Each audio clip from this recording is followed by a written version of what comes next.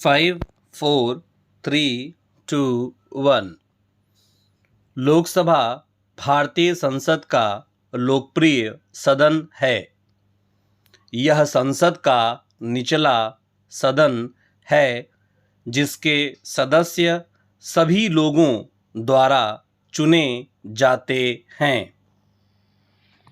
सदन का कार्यकाल इसके पहले सत्र के शुरू होने की तारीख से शुरू होने वाले 5 साल का होता है।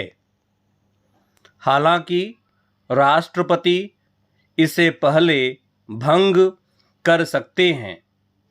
जब राष्ट्रीय आपातकाल की उद्घोषणा लागू होती है तो लोकसभा का जीवन संसद के कानून द्वारा एक बार में 1 वर्ष के लिए बढ़ाया जा सकता है, लेकिन उद्घोषणा की समाप्ति के 6 महीने के भीतर विघटन होना चाहिए। भारत के प्रारूप संविधान में सदन का जीवन मूल रूप से संघ संविधान समिति द्वारा 4 वर्ष निर्धारित किया गया था।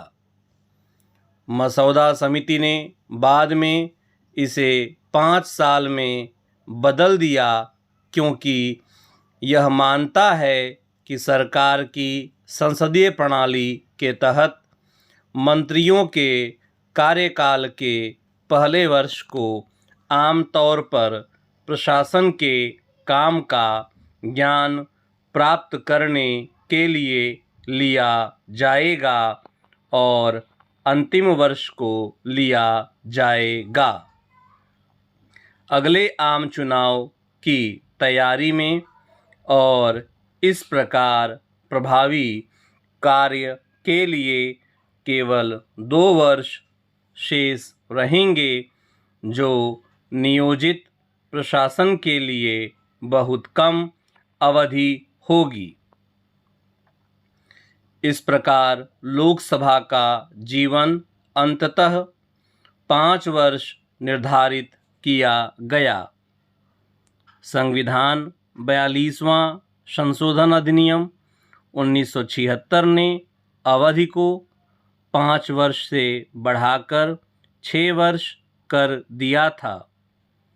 जनता सरकार ने संविधान 40वां संशोधन अधिनियम 1978 द्वारा इसे 5 साल के लिए बहाल कर दिया है। लोकसभा की अधिकतम शक्ति 552 निर्धारित की गई है। 530 सदस्यों को भारत के राज्यों के लोगों द्वारा सीधे चुना जाना है। 20 सदस्यों को राष्ट्रपति द्वारा केंद्र शासित प्रदेशों से आवश्यकता अनुसार चुना जाना है। इसके अतिरिक्त राष्ट्रपति द्वारा भारत के आंग्ल भारतीय समुदाय से 2 सदस्यों को नामित किया जा सकता है यदि उन्हें लगता है कि समुदाय का लोकसभा में पर्याप्त प्रतिनिधित्व नहीं है। लोकसभा की अधिकतम सीमा निर्धारित करने का कारण यह है कि असीमित सदस्यों वाला सदन बहुत बड़ा हो सकता है। इसके कार्य की दक्षता में बाधा आ सकती है। लोकसभा का चुनाव वयस्क मताधिकार के आधार पर होता है।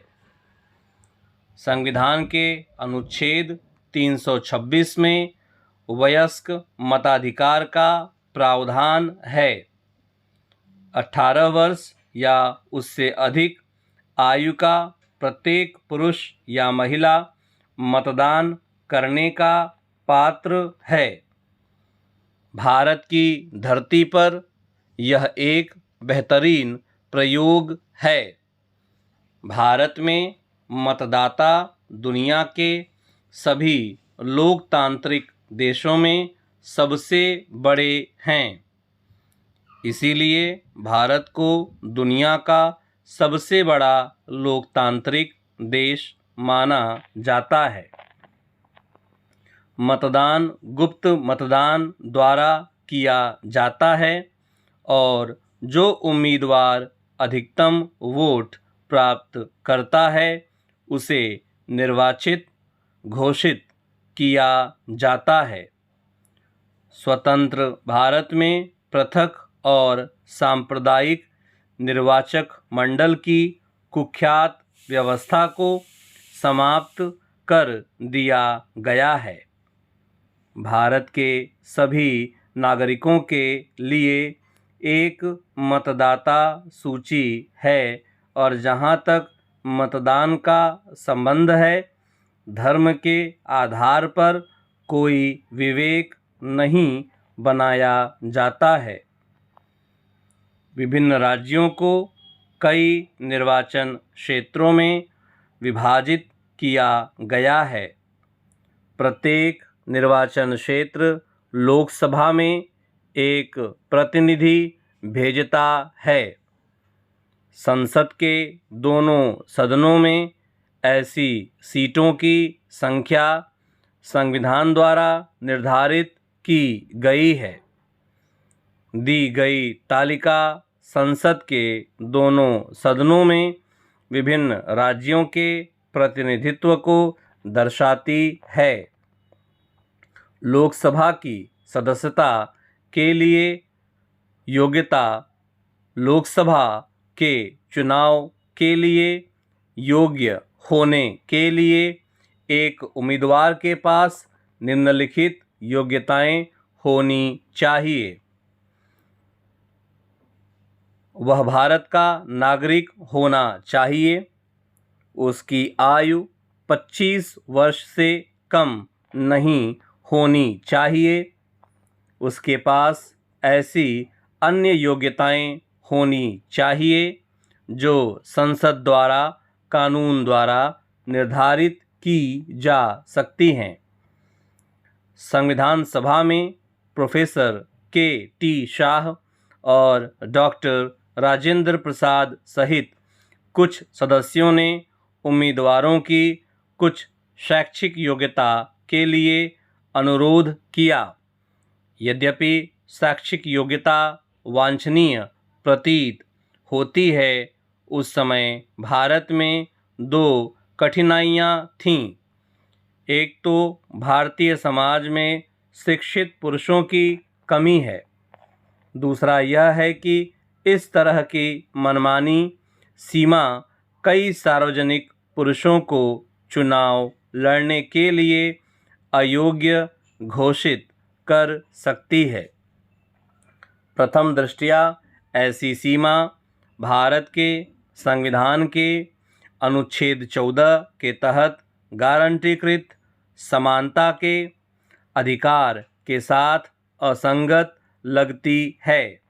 इस प्रकार चुनाव लड़ने वाले उम्मीदवारों की शैक्षिक योग्यता के विचार का संविधान सभा द्वारा स्वीकार नहीं किया गया था।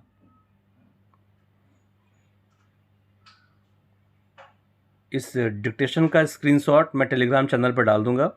और यहाँ पे जैसे एक जगह मैंने देखा है रू पाया हुआ है, तो र पे बड़ा ऊ की मात्रा होगी। र वाली मात्रा आप एक बार देख लीजिएगा।